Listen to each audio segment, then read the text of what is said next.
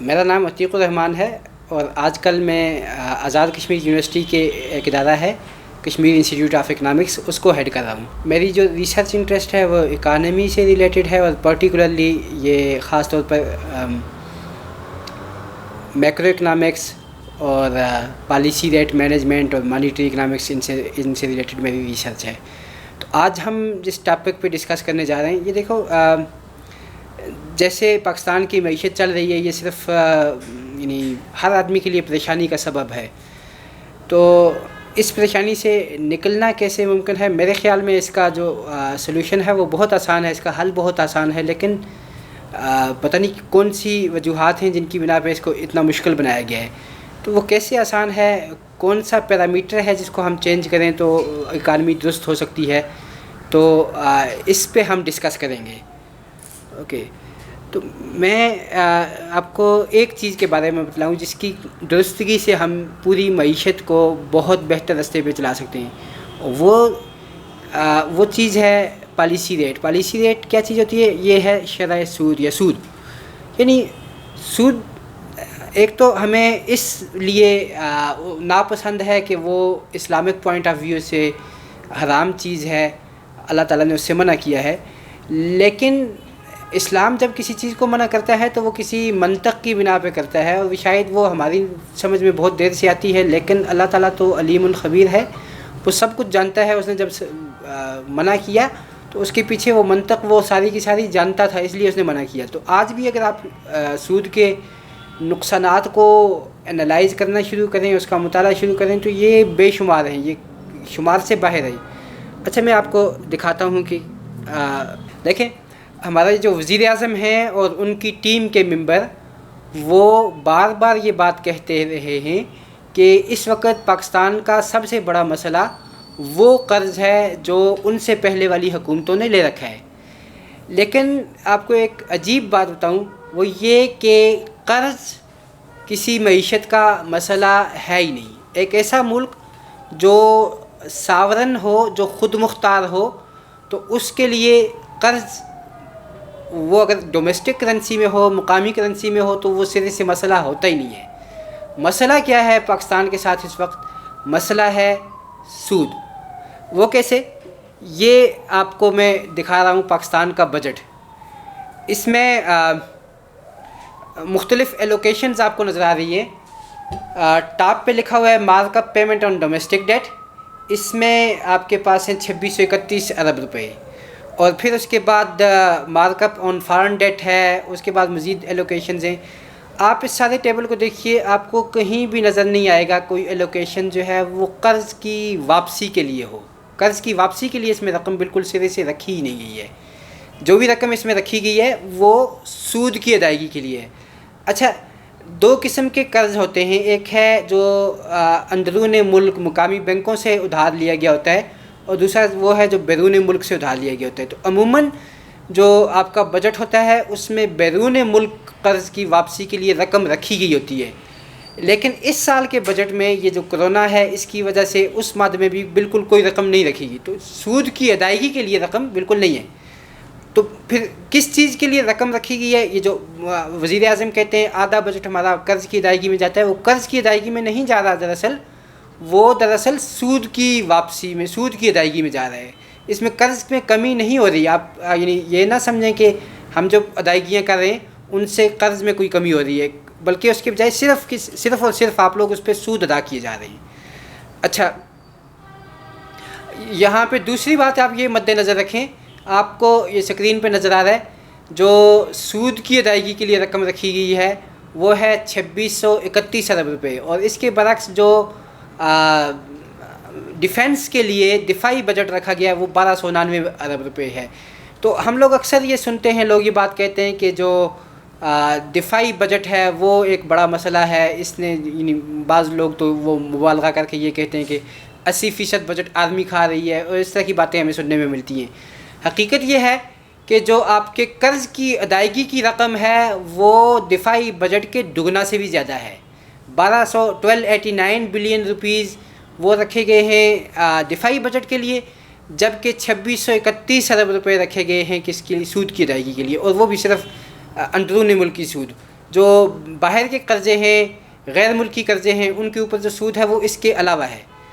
اچھا، اسی طرح آپ یہاں پہ یہ دیکھیں کہ جو سول حکومت کے اخراجات کے لیے رقم رکھی گئی ہے اس پورے ٹیبل میں، وہ آپ کو نظر آ رہی ہے 475 بلین، 475 ارب روپے۔ تو جو سود کی ادائیگی ہے یہ سول حکومت کے جو اخراجات ہیں، ان میں پارلیمنٹ شامل ہے، ان میں وفاقی حکومت کے تمام ملازمین شامل ہیں، تمام وفاقی ادارے شامل ہیں، اور یہ ساری رقوم ملا کے آپ کے 475 ارب روپے بنتے ہیں۔ اس کے برعکس آپ لوگ جیسے پہلے دیکھ چکے ہیں، سود کی ادائیگی کے لیے 2631، یعنی سود کی جو ادائیگی ہے وہ سول حکومت کے چلانے کے اخراجات سے 6 گنا سے بھی زیادہ اخراجات اس پہ ہو رہے ہیں۔ اچھا، اب یہ قدرتی طور پہ سوال ذہن میں آتا ہے کہ یہ سود اتنا تو ہم اس لیے دے رہے ہیں کہ پچھلے لوگوں نے اتنا قرض لیا تو اس پہ اتنا سود دے رہے ہیں۔ تو یہ ایک غلط فہمی ہے۔ اصل معاملہ یہ ہے کہ سود جب گورنمنٹ کا بینک کے ساتھ تعلق ہوتا ہے اس میں بڑا عجیب سا معاملہ ہے۔ جب ہم لوگ اگر کہیں بینک میں جائیں، ان سے کہیں کہ ہمیں قرض چاہیے، تو وہ کہیں گے کہ یہ شرح سود ہے، اس کے اوپر لینا ہے تو لے لو ورنہ واپس جاؤ۔ جب حکومت بینکوں کے ساتھ کرتی ہے ڈیل تو اس میں یہ معاملہ نہیں ہوتا، اس میں حکومت کے پاس اس کا اپنا اختیار ہے کہ وہ شرح سود کو جہاں رکھنا چاہے رکھے۔ وہ 10% رکھنا چاہے تو رکھ سکتی ہے، وہ 15% رکھنا چاہے تو رکھ سکتی ہے۔ جیسے آپ لوگوں نے دیکھا کرونا سے پہلے شرح سود تھی 13%، اور کرونا کی وجہ سے انہوں نے کم کر کے 7% کر دی۔ تو اب وہ 7% کرنے پہ آپ نے کیا سنا کہ کسی بینک نے کوئی احتجاج کیا ہو یا کوئی اس طرح سے؟ جو بھی شرح سود حکومت نے ڈیسائیڈ کی، جو حکومت نے مقرر کی، وہی بینکوں نے اڈاپٹ کر لی۔ تو یہ حکومت کی اپنی مرضی ہے، وہ شرح سود کو جتنا مرضی رکھے، اور اس نے خود سے ایک بہت بلند شرح سود منتخب کر کے اپنے لیے یہ بوجھ، اپنے لیے یہ برڈن خود بنایا ہوا ہے۔ یہ کہیں دین نہیں ہے کسی کی۔ آپ لوگوں کو اس بات کا پتہ ہے، جب پچھلی حکومت تھی، یہ میں آپ کو دکھاتا ہوں، یہ آپ کے سامنے شرح سود کا وہ ہے گراف ہے۔ نون لیگ کا جب دور حکومت تھا اس میں شرح سود کم ہوتے ہوتے 5.75% پہ آ گئی، 6% سے کم کی سطح پہ آ گئی۔ اس کے بعد موجودہ حکومت نے اس کو بڑھایا اور بڑھاتے 13.25% پہ لے گئی۔ اب یہ اس میں قدرتی سی بات ہے، اگر آپ لوگ 1000 روپیہ کسی سے قرض لیتے ہو اور شرح سود اس کے اوپر 6% ہے، تو آپ کو اس کے اوپر کتنا ادا کرنا ہے؟ 60 بلین۔ اوکے، اب اگر یہی شرح سود آپ بڑھا کے 13% کر دیں تو رقم اتنی ہی ہے، ادھار آپ نے اتنا ہی لیا ہوا ہے، اب اس پہ آپ کو سود جو ادا کرنا پڑ رہا ہے وہ 60 کے بجائے 130 ہو جائے گا۔ تو یہ آپ نے خود سے سود کی شرح بڑھائی، خود سے وہ رقم بڑھی، اور پھر اس کے بعد آپ جو ہے کسی اور کو الزام دیں، کسی اور کو بلیم کریں کہ بھائی آپ کی وجہ سے یہ گڑبڑ ہو گئی، تو یہ درست بات نہیں ہے۔ مسائل جو ہیں وہ یعنی کس نے پیدا کیے؟ ہم نے خود سے ہی پیدا کر لیے جب شرح سود کو ہم نے بڑھایا۔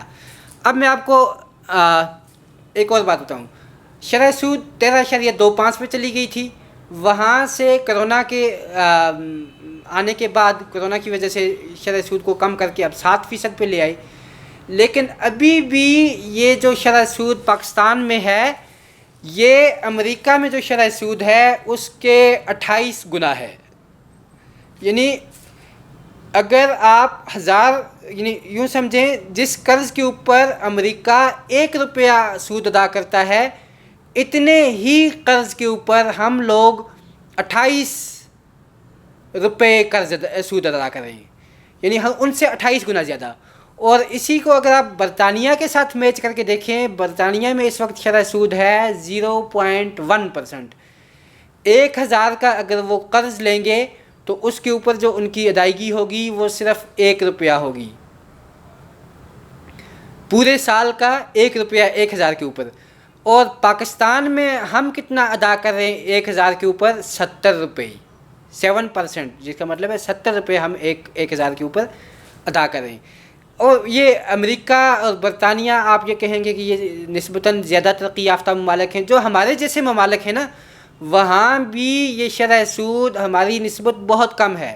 مثلاً تھائی لینڈ ہے، تھائی لینڈ میں اس وقت 0.5% ہے پالیسی ریٹ۔ کتنا ہے؟ 0.5%, ہمارے ہاں کتنا ہے 7%. تو مطلب یہ کہ اگر تھائی لینڈ والے قرض لیں گے اور 1000 ارب کا قرض ہوگا تو اس کے اوپر ان کو ادائیگی صرف 5 ارب کی کرنی ہے، اور ہم نے کتنی کرنی ہے 70 ارب کی. ان سے کتنے گنا زیادہ؟ 14 گنا، 14 ملٹیپلز.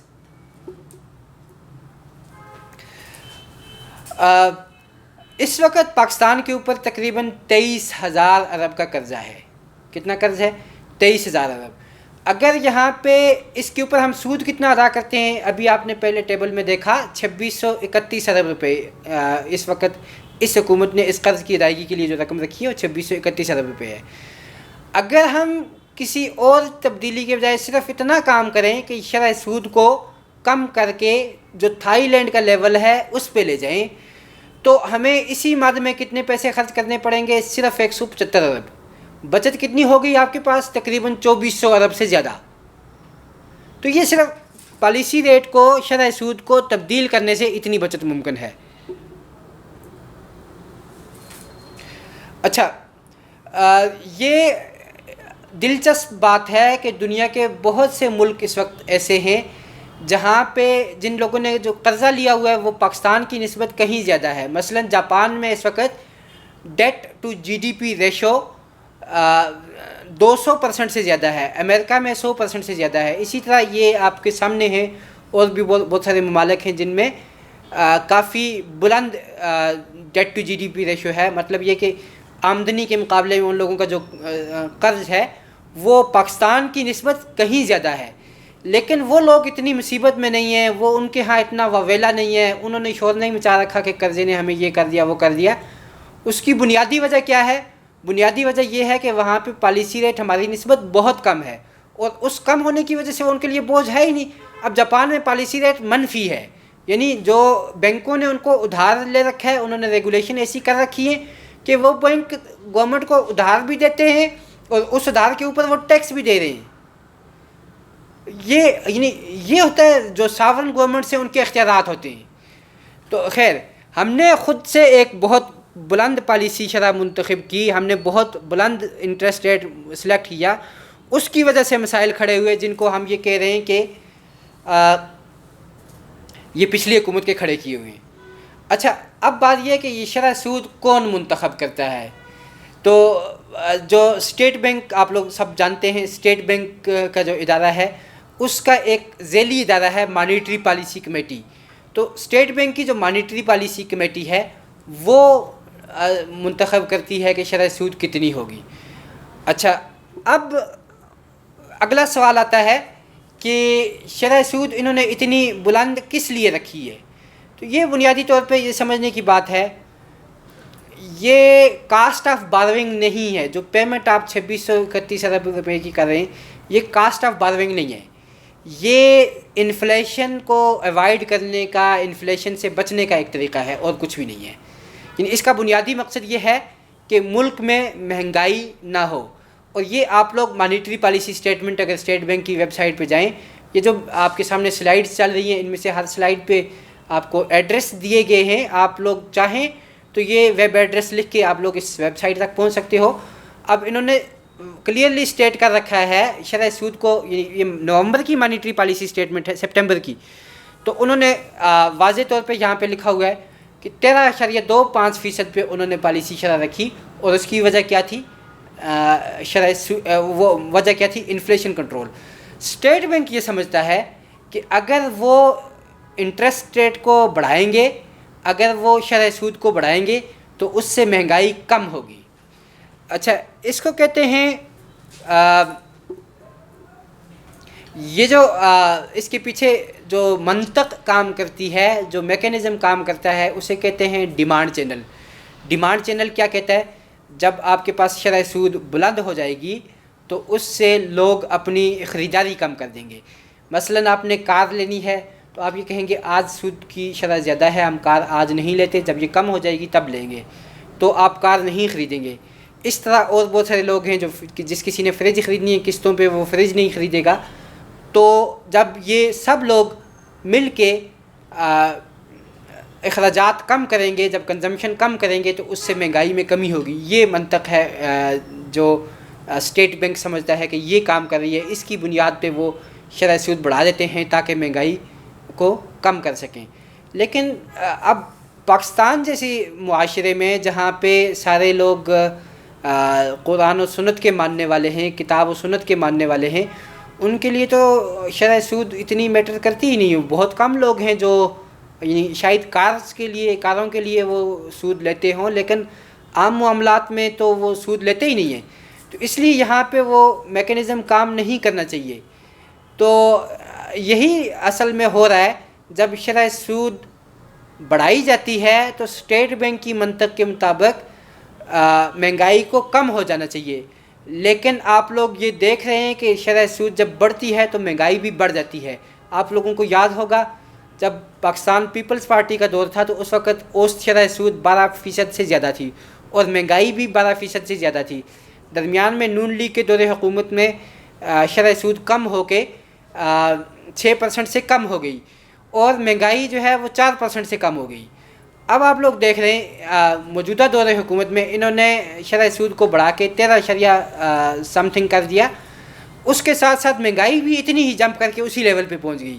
اور اب جو ہے آپ دیکھ رہے ہیں کہ ابھی بھی شرح سود انہوں نے بلند رکھی ہوئی ہے اور اس کے ساتھ مہنگائی بھی وہیں پہ تقریباً 7% شرح سود ہے اور 8-9% کے قریب مہنگائی ہے. تو یہ یعنی ہوتا کیا ہے اصل میں کیا ہو رہا ہے، جیسے جیسے شرح سود بڑھتی ہے اس کے ساتھ مہنگائی بھی بڑھ جاتی ہے. اب بات یہ ہے کہ ہم مغرب سے ان کے نظریات پڑھتے ہیں اور ان کو بغیر سوچے سمجھے ہم یہ سمجھتے ہیں کہ پاکستان کے لیے بھی یہی نافذ العمل ہوں گے، یہاں بھی وہی میکینزم کام کر رہا ہوگا. لیکن یہاں پہ میکینزم بدل جاتے ہیں. تو ایک اور اس کا ریورس میکینزم ہے، اس کو کہتے ہیں کاسٹ چینل. اس میں وہ یہ کہتا ہے کہ جب آپ کی شرح سود بڑھ گئی تو جو فیکٹریاں ہیں انہوں نے پیسے لے کے کام کرنا ہے، انہوں نے پیسے لے کے پیداوار کرنی ہے. تو جب شرح سود بڑھے گی تو اس کے ساتھ ساتھ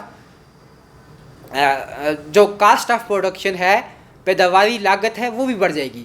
جب پیداواری لاگت بڑھے گی تو وہ اس پیداواری لاگت کو آگے کنزیومر پہ شفٹ کر دیں گے، وہ آگے پیسے زیادہ چارج کریں گے. اس کی وجہ سے مہنگائی میں اضافہ ہوگا. اور یہ بات کسی عام آدمی نے نہیں کہی، ایک بہت مشہور اکانومسٹ ہے کرسٹوفر سمز. تو سمز نے یہ دریافت کیا کہ بھائی ایسا ہو رہا ہے. تو اس کو اس جو آبزرویشن تھی اس کو کہتے ہیں پرائس پزل. تو یہ اگر آپ لوگ گوگل میں اس کو سرچ کریں تو آپ کو اس کی تفصیل مل جائے گی. پرائس پزل یہ کہتی ہے کہ جب مہنگائی جب شرح سود بڑھتی ہے تو اس کے ساتھ مہنگائی بھی بڑھ جاتی ہے. اور دنیا بھر میں تقریباً یہی پرائس پزل ہی ایکٹیو چینل ہے. اس کا جو مخالف چینل ہے جس کی بیس پہ اسٹیٹ بینک اپنی پالیسی بناتا ہے، جس کی بنیاد پہ اسٹیٹ بینک پالیسی بنا رہا ہوتا ہے، وہ کام نہیں کرتا. اصل میں کام کا جو چینل ہے وہ ہے ہی جس کو پرائس پزل کہتے ہیں یا جس کو کاسٹ چینل کہتے ہیں، وہی کام کر رہا ہے. اور یہ آپ کو میں اس کی مزید مثالیں بھی دیتا ہوں. اچھا، اب میں آپ کو یہ عجیب بات بتلاؤں. اسٹیٹ بینک وہ ادارہ ہے جو شرح سود کو منتخب کرتا ہے، جو شرح سود کا فیصلہ کرتا ہے. اسٹیٹ بینک کی اپنی ویب سائٹ پہ آپ کو کئی پیپر ایسے ملیں گے جو یہ بتاتے ہیں کہ پاکستان میں کاسٹ چینل افیکٹو ہے. پاکستان میں جو چینل کام کرتا ہے وہ کاسٹ چینل ہے. اور کاسٹ چینل کا مطلب یہ ہے کہ جب آپ شرح سود بڑھائیں گے تو پیداواری لاگت بڑھ جائے گی. اس پیداواری لاگت کے بڑھنے سے جو فیکٹری ہے وہ بوجھ اپنے پاس نہیں رکھتی، وہ آگے صارف پہ منتقل کرتی ہے، وہ کنزیومر پہ منتقل کرتی ہے. اس کی وجہ سے مہنگائی بڑھ جائے گی، کم نہیں ہوگی. تو پاکستان میں اسٹیٹ بینک کی اپنی ویب سائٹ پہ یہ شہادتیں موجود ہیں کہ یہاں پہ جو چینل کام کر رہا ہے وہ کاسٹ چینل ہے. اس کے باوجود جب اسٹیٹ بینک پالیسی میکنگ کرتا ہے، جب وہ پالیسی بناتا ہے تو وہ اس کے الٹ میکینزم کو، ڈیمانڈ چینل کو کنسیڈر کر رہا ہوتا ہے، جس کی وجہ سے بجائے فائدے کے الٹا نقصان ہوتا ہے. یعنی ہم پیسے بھی دے رہے ہیں، 2631 ارب روپے ہم بنیادی طور پہ خرچ کرتے ہیں انفلیشن کنٹرول کرنے کے لیے. یہ پاکستان کی تاریخ کا سب سے مہنگا پروجیکٹ ہے. یہ یوں سمجھ لیں یہ جو پیسے آپ سود کی ادائیگی میں خرچ کرتے ہیں، یہ کاسٹ آف بارونگ نہیں ہے جیسے میں پہلے کہہ چکا ہوں. یہ کیا ہے؟ سود کو کنٹرول کرنے کی کوشش ہے. یہ اس پروجیکٹ کا حصہ ہے، اور اس پروجیکٹ کی کاسٹ پاکستان میں چلنے والے کسی بھی دیگر پروجیکٹ سے زیادہ ہے. 2631 ارب روپے پورے بجٹ کا یہ 41% بنتا ہے. 41% of the budget are you consuming for the purpose of reducing inflation. Inflation کو کم کرنے کے لیے اتنے پیسے آپ لوگ خرچ کر رہے ہیں، اور یہ پیسے خرچ کر کے بھی آپ انفلیشن خرید رہے ہیں. انفلیشن کم نہیں کر پا رہے، انفلیشن خرید رہے ہیں.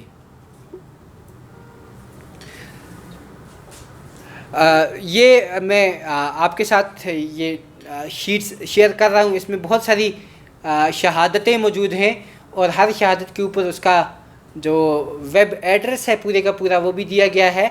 یہ پیپر اگر آپ لوگ ان کو دیکھیں تو آپ کو پتہ چلے گا کہ اسٹیٹ بینک کی اپنی ویب سائٹ پہ، ان کے اپنے جرنل میں، ان کے اپنے ورکنگ پیپرز میں یہ چیزیں موجود ہیں کہ بھائی یہاں پہ کاسٹ چینل افیکٹو ہے. اور کاسٹ چینل کا مطلب یہ ہے کہ جب آپ لوگ سود بڑھاؤ گے تو مہنگائی بڑھ جائے گی. تو یہ ہم نے سود بڑھا کے مہنگائی خود سے بارو کی ہوئی ہے، یہ پچھلوں کی وجہ سے نہیں ہے.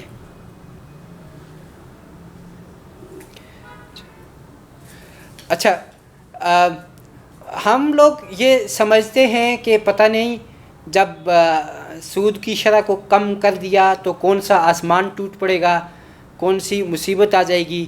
لیکن میں آپ کو ایک مثال دوں برازیل کی. برازیل میں 2017 میں پالیسی ریٹ 14% سے زیادہ تھا، اور 2017 سے آج تک کتنا عرصہ گزرا؟ 3 سال. ان 3 سالوں میں انہوں نے پالیسی ریٹ کو 14% سے کم کیا، اور اس وقت وہاں پہ پالیسی ریٹ 2% ہے، 2%. صحیح. اب جو نظریہ ہم کتابوں میں پڑھتے ہیں، جو میکینزم ہم کتابوں میں پڑھتے ہیں، اس کے مطابق ہونا یہ چاہیے تھا کہ مہنگائی کا ایک سیلاب آ جائے ان لوگوں کو. یہ برازیل تو ویسے بھی وہ ہائپر انفلیشن ایکسپیرینس کر چکا ہے. وہاں پہ کسی زمانے میں انفلیشن اتنا تھا کہ ہزاروں فیصد میں چلا گیا تھا. تو ہائپر انفلیشن انہوں نے ایکسپیرینس کیا ہوا ہے. اس ایکسپیرینس کے باوجود، اس خدشے کے باوجود انہوں نے پالیسی ریٹ کو 14% سے کم کر کے 2% کیا، اور ان کا انفلیشن بھی کم ہوا. اب 10% سے زیادہ تھا انفلیشن 2017 میں. ابھی وہاں پہ انفلیشن 3 سے 4% کے درمیان فلکچویٹ کر رہا ہے. تو مطلب یہ کہ انہوں نے پالیسی ریٹ کم کیا، اس کے ساتھ ساتھ ان کا جو ہے انفلیشن بھی کم ہوا، اور اس کے ساتھ ساتھ اگر آپ تیسرا ویریبل جو ہے بجٹ خسارہ، بجٹ ڈیفیسٹ، وہ بھی ان کا کم ہوا ہے. بنیادی تو یہ تو بڑی سادہ سی لاجک ہے. جس ملک نے قرضے لے رکھے ہوں گے، جب آپ شرح سود بڑھاؤ گے تو یہ قرضے جو ہے نا یہ عموماً قلیل مدتی ہوتے ہیں. قلیل مدتی کا مطلب 3 مہینے یا 6 مہینے یا 1 سال کی مدت کے ہوتے ہیں. اب مثلا آج ہم نے قرض لیا تو اس کی مدت 3 مہینے ہے. وہ 3 مہینے جب پورے ہوں گے تو ہم نے وہ سارے کا سارا قرض واپس کرنا ہے. تو اس کے لیے کیا ہوتا ہے؟ مزید قرضے لیے جاتے ہیں تاکہ پہلے والا ری پے کر دیا جائے، تاکہ پہلے والے کی ادائیگی کر دی جائے. اب مثلا جو پہلے تھا اس کے اوپر اس وقت کا شرح سود لاگو ہوگی، اور جو آج ہم اس کو ریپلیس کرنے کے لیے قرضہ لیں گے اس پہ آج کی شرح سود لاگو ہوگی. تو اب مثلا نون لیگ نے جو قرضے لے رکھے تھے قلیل مدتی 3 مہینے کے، تو وہ 3 مہینے بعد جب موجودہ گورنمنٹ نے شرح سود بڑھائی تو اب وہ جو 5% پہ یا 6% پہ بارو کیا ہوا قرضہ تھا، اب اس کی ریپلیسمنٹ کے لیے جو قرضہ لیا گیا اس پہ سود ہو گیا 13%، 14%. تو یہ اس طرح سے ہو گیا. ایک دوسری عجیب بات یہ ہوئی کہ پچھلے 2 سالوں میں پاکستان میں 2 قسم کے قرضے ہیں. زیادہ قرضہ جب نون لیگ کی حکومت تھی اس وقت زیادہ قرضہ جو ہے وہ تھا قلیل مدتی. قلیل مدتی قرض کی جو مدت ہوتی ہے وہ 3 مہینے سے لے کر 1 سال ہوتی ہے، اور جو طویل مدتی قرضہ ہے اس کا ٹینیور ہوتا ہے 3 سال سے لے کر 20 سال تک. اچھا، اب عجیب بات یہ ہوئی، یہ موجودہ حکومت نے جو قرضے ہیں طویل مدتی سے تبدیل کر کے وہ قلیل مدتی سے تبدیل کر کے طویل مدتی بنا دیے. اس وقت جو ہے قرضوں کا تناسب اس طرح سے تھا کہ تقریباً 70% قلیل مدتی تھے، شارٹ ٹرم تھے، اور باقی 30% لانگ ٹرم تھے۔ اب اس حکومت نے کیا کیا، اس کا بالکل الٹ کر دیا۔ اس وقت جو قرضے ہیں ان میں شارٹ ٹرم قرضہ 30% ہے اور لانگ ٹرم قرضہ جو ہے وہ 70% ہے۔ اب وہ مثلاً اگر 20 سال کا کوئی قرض لیا ہوا ہے 20 سال کی مدت کے لیے، اب پالیسی ریٹ آپ کم کر کے 0% بھی کر دو تو بھی آپ نے 20 سال تک اس کے اوپر وہی سود ادا کرنا ہے جو طے ہو گیا ہے۔ تو اب مثلاً انہوں نے کیا کیا، انہوں نے سارا سود ٹرانسفارم کر دیا طویل مدتی میں، اور طویل مدتی میں بھی اس کو کس وقت ٹرانسفارم کیا، جب آپ کی شرح سود بہت ہائی تھی، جب بہت ہائی لیول پہ شرح سود تھی۔ تو اب وہ اگلے 20 سال تک جب تک اس کا ٹینیور پورا ہوگا اس وقت تک یہ ہائی سود پے کرتے رہیں گے۔ تو اینی وے، اچھا میں آپ کو یہ بتلا رہا تھا کہ برازیل میں شرح سود انہوں نے 14% سے کم کر کے 2% کر دی، اور مہنگائی بھی ساتھ کم ہوئی اور بجٹ خسارہ بھی کم ہوا۔ اچھا، اب عجیب بات یہ ہے کہ اسٹیٹ بینک آئین کے مطابق، قانون کے مطابق اس چیز کا پابند ہے کہ وہ معیشت کے اوپر ریسرچ کرے اور حکومت کو وہ ریسرچ رپورٹ پیش کرے۔ ہر کوارٹر میں وہ یہ ریسرچ پیش بھی کرتے ہیں، لیکن اس میں ایک چیز مسنگ ہوتی ہے، ایک چیز اس میں موجود نہیں ہوتی۔ وہ کیا چیز ہے؟ ان کی اپنی بنائی ہوئی مانیٹری پالیسی کیسے کام کر رہی ہے۔ یہ تو تجزیہ کرتے ہیں کہ حکومت کیا کر رہی ہے، یہ تو تجزیہ کرتے ہیں کہ منسٹری آف فائنانس کیا کر رہی ہے، یہ تو تجزیہ کرتے ہیں کہ FBR کیا کر رہا ہے، وہ ساری چیزیں اس میں موجود ہوتی ہیں۔ لیکن ان کی اپنی بنائی ہوئی مانیٹری پالیسی نے کیا کیا، جب انہوں نے کہا کہ ہم نے شرح سود کم کرنی ہے، وہ مہنگائی کو کم کرنا ہے، افراط زر کو کم کرنا ہے شرح سود کو بڑھا کے، تو کیا اس کے نتیجے میں واقعی مہنگائی کم ہوئی، کیا واقعی انفلیشن ڈاؤن گیا؟ تو اس چیز کا ان کے پاس کوئی ثبوت نہیں ہے۔ اچھا، تو جیسے میں آپ کو بتلا رہا تھا، یہ جب شرح سود بڑھتی ہے تو کم از کم جو آپ کے قلیل مدتی قرض ہیں ان کے اوپر جو آپ کو سود ادا کرنا ہوتا ہے وہ ایک دم سے بڑھ جاتا ہے۔ وہ 3 مہینے میں سارا قرض ریپلیس ہوتا ہے اگر وہ شارٹ ڈیوریشن کا ہے، جب وہ ریپلیس ہوگا تو نئی شرح سود پہ چلا جائے گا۔ وہ اگر بڑھائی ہے آپ نے تو آپ کو سود کی رقم بڑھ جائے گی، اور اگر آپ نے کم کی ہے تو وہ سود کی رقم کم ہو جائے گی۔ اب جب سود کی رقم کم ہوگی یا زیادہ ہوگی تو اس کا فرق بجٹ خسارے پہ پڑے گا، کرنٹ اکاؤنٹ ڈیفیسٹ پہ پڑے گا، بجٹ ڈیفیسٹ پہ پڑے گا۔ اچھا، مثلاً آپ کے پاس جو 1000 ارب کا سود تھا اور پالیسی ریٹ تھا آپ کا 7%، تو اس پہ آپ کو جو ادائیگی کرنی ہے 1000 ارب پہ وہ 70 ارب ہے۔ اگر آپ لوگ اس کو کم کر کے 3% کر دو گے، جب یہ 3 مہینے بعد یہ ڈیٹ ریپلیس ہوگا، جب اس کی جگہ نیا قرض لیا جائے گا تو اس کے اوپر جو شرح سود اپلائی ہوگی وہ کتنی ہو جائے گی؟ 3%۔ تو آپ کو کتنا ادائیگی کرنی پڑے گی؟ 30 ارب۔ ٹھیک۔ اچھا، اب جب یہ آپ کی ادائیگی کم ہوگی، بجٹ میں سے آپ نے نکال کے جو بینکوں کو پیسہ دینا ہے وہ کم ہو جائے گا، تو پھر حکومت کے پاس باقی اخراجات کے لیے پیسے بچیں گے، پھر ان کو ٹیکس لگانے کی اتنی ضرورت نہیں ہوگی۔ اس سے مہنگائی آپ کیا سمجھتے ہیں، کم ہونی چاہیے یا زیادہ ہونی چاہیے؟ تو اصل میکینزم جو ہے، جو بیک گراؤنڈ میں کام کر رہا ہے، جو پس منظر میں کام کر رہا ہے، وہ یہ والا میکینزم ہے۔ لیکن ہمارے جو وہاں پہ افلاطون بیٹھے ہیں وہ اس کو کسی دوسری طرح سے سمجھ رہے ہوتے ہیں، اور اس کی وجہ سے یہ سارے جو مسائل ہیں وہ کھڑے ہوتے ہیں۔ اچھا، ایک اور بات آپ کو سمجھاؤں، وہ یہ کہ اس سے پہلے پاکستان میں روزگار کی اسکیمیں چلیں، کسی زمانے میں وہ یلو کیب اسکیم چلی، اور پھر جو ہے احساس پروگرام ابھی آج کل چل رہا ہے، یا اس طرح کی دیگر جو روزگار کی اسکیمیں جب بھی چلی ہیں نا، اس کا ایک مین فیکٹر ہوتا ہے۔ وہ فیکٹر کیا ہے؟ آپ نوجوانوں کو کم شرح سود پہ قرضے دیں۔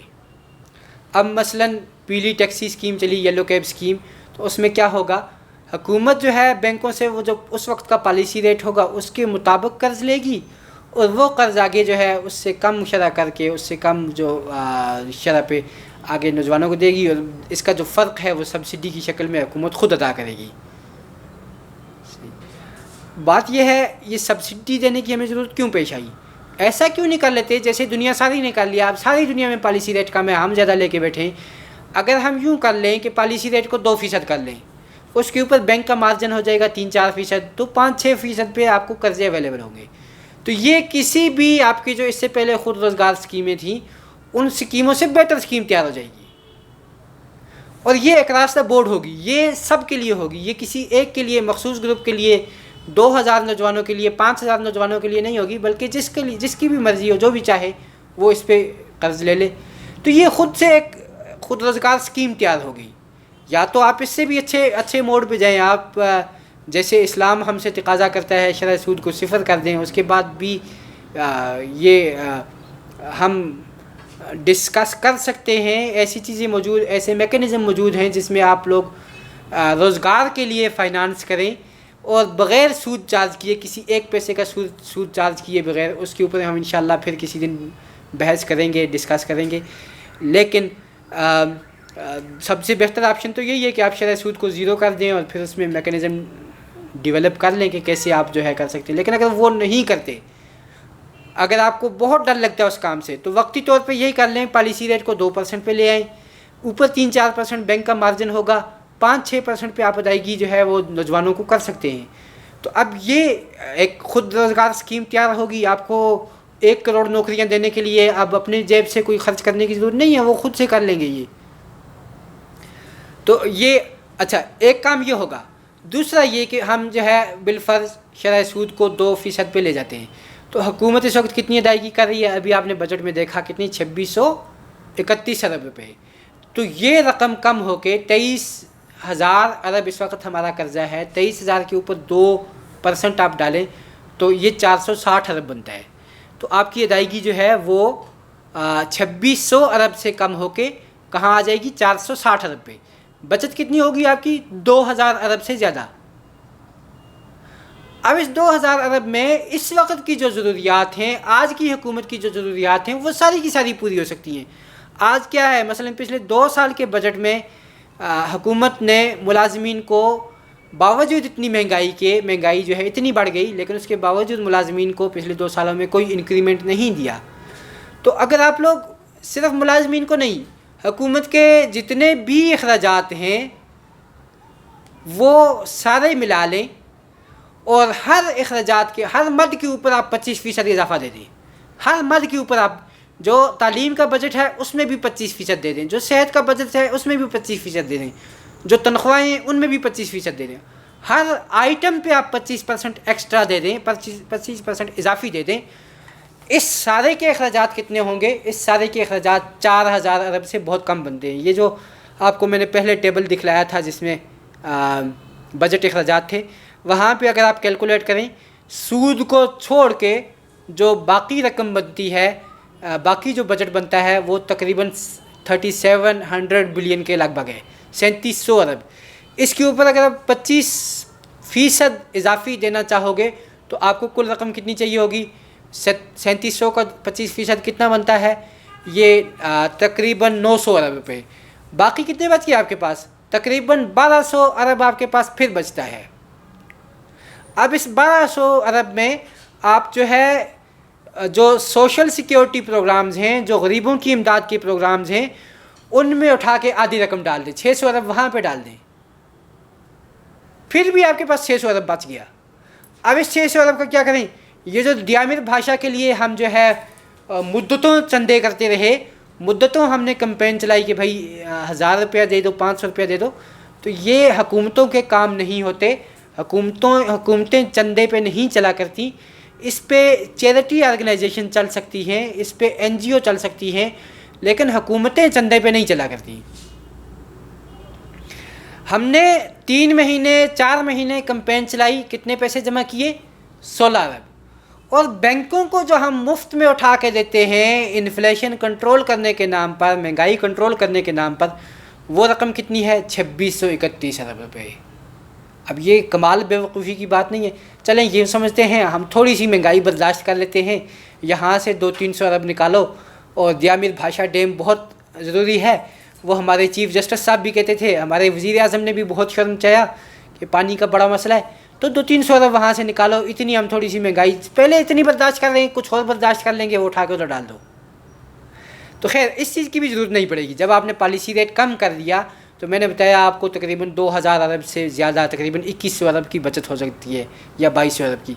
اب آپ لوگوں نے 900 ارب اس میں سے خرچ کر دیا، جو بجٹ ایلوکیشنز ہیں، بجٹ میں جتنی رقم رکھی ہے وہ ساری 25% بڑھا دی۔ 600 ارب آپ نے سوشل سیکیورٹی پروگرام کو دے دیا۔ یعنی سوشل سیکیورٹی پروگرام کیا ہوتے ہیں؟ یہ بینظیر انکم سپورٹ پروگرام یا غریبوں کی امداد کا کوئی بھی دوسرا پروگرام ہے۔ 600 ارب آپ نے ان کو دے دیا، پھر بھی آپ کے پاس 600 ارب بچ گیا، وہ اٹھا کے آپ دیامر بھاشا ڈیم میں ڈال دو۔ اب ابھی موجودہ بجٹ میں دیامر بھاشا ڈیم کے لیے کتنے پیسے رکھے گئے ہیں؟ پتہ نہیں 16 ارب ہیں یا 20 ارب سے کم ہی کوئی رقم ہے۔ ایک ایسا پروجیکٹ جس کی ٹوٹل کاسٹ 1500 ارب سے زیادہ ہے، آپ ایک سال میں اس پہ 15 ارب خرچ کریں، مجھے بتائیں وہ کب مکمل ہوگا؟ اس کی تکمیل میں کتنے مدت لگے گی؟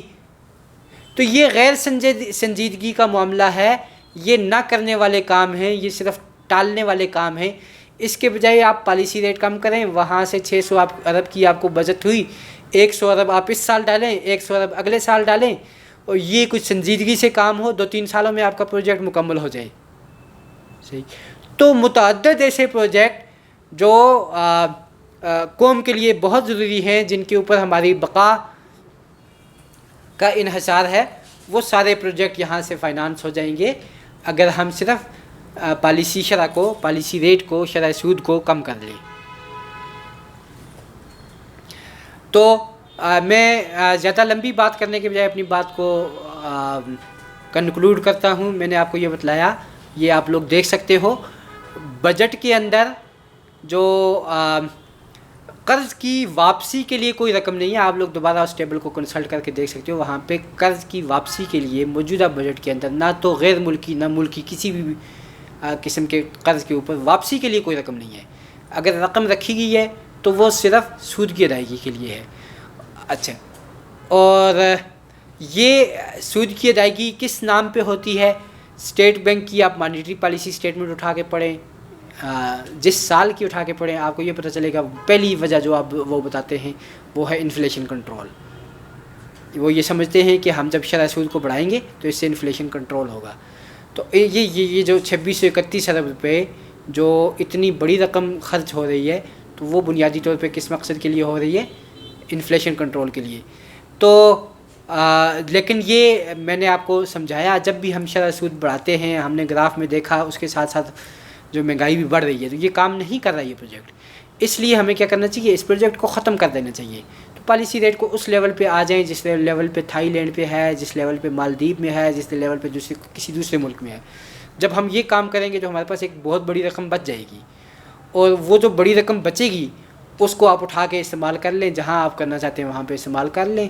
تو یہ آپ کی اس وقت کی جو ضروریات ہیں، اس حکومت کی جو ضروریات ہیں، وہ ساری کی ساری پوری کرنے کے لیے کافی ہے۔ لیکن بنیادی طور پہ اسٹیٹ بینک پھر وہی منطق لے کے بیٹھا ہے۔ وہ یہ کہتے ہیں مثلا شرح سود 5% تھی، انہوں نے 10% کی مہنگائی کنٹرول کرنے کے لیے، مہنگائی بھی بڑھ کے 10% ہوگی۔ اب وہ کیا کہیں گے؟ اچھا، ہم اگر یہ انٹرونشن نہ کرتے، اگر ہم شرح سود نہ بڑھاتے تو یہ مہنگائی 25% ہوتی۔ ٹھیک، تو وہ اس طرح کی عجیب عجیب لاجک ہیں۔ لیکن یہ اس بات کا کیا ثبوت ہے؟ جو وہ کہہ رہے ہیں اس کا کیا ثبوت ہے کہ اگر وہ نہ بڑھاتے تو مہنگائی اتنی ہوتی؟ تو اب اسٹیٹ بینک کا ذمہ داری ہے، وہ ایک ریسرچ کا ادارہ ہے، اس کی ذمہ داری ہے کہ وہ اس بات کا ثبوت مہیا کریں۔ لیکن نہ پارلیمنٹ میں نہ کسی اور جگہ پہ انہوں نے کبھی اس بات کو کوئی ثبوت نہیں دیا کہ ان کی اس مشن انفلیشن کنٹرول کا کوئی فائدہ بھی ہوتا ہے۔ جب اس کا فائدہ نہیں، اب کرنے کی بات یہ ہے کہ عوام بھی مطالبہ کریں، ہمارے پارلیمنٹرین بھی مطالبہ کریں، ہمارے سینیٹرز بھی مطالبہ کریں کہ بھائی اسٹیٹ بینک والوں، یہ جو تم اتنا بڑا پروجیکٹ پہ پیسے خرچ کروا رہے ہو ہماری حکومت کے، تو مجھے یہ بتاؤ کہ بھائی اس کا کیا ثبوت ہے کہ یہ آپ کا پروجیکٹ کام کر رہا ہے۔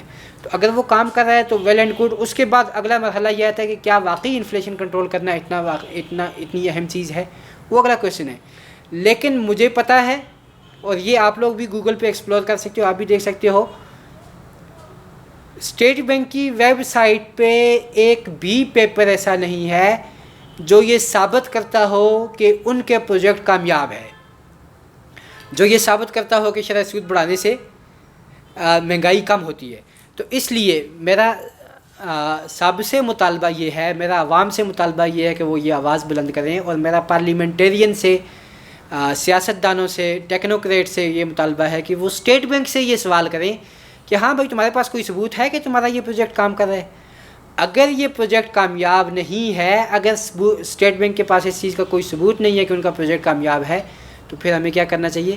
پھر ہمیں پالیسی ریٹ کو اس لیول پہ لے جانا چاہیے جس پہ دنیا میں یہ ہے. اس سے کیا فائدہ ہوگا؟ اس سے ایک تو آپ کی بجٹ میں بہت زیادہ رقم بچے گی، اور دوسرا فائدہ اس کا یہ ہوگا عوام کو جو قرضے ہیں وہ بہت سستے لیول پہ دستیاب ہوں گے. جب وہ سستی شرح پہ دستیاب ہوں گے تو اس سے روزگار بڑھے گا، اور جب یہ روزگار بڑھے گا، جب کاروبار چلے گا، تو اس سے ٹیکس کی آمدنی زیادہ ہوگی اور آپ کے سارے مسائل حل ہونے کی طرف جائیں گے. تو یہ ہے بنیادی بات جو آپ کے سامنے رکھنی تھی. آپ کا بہت شکریہ. Thank you.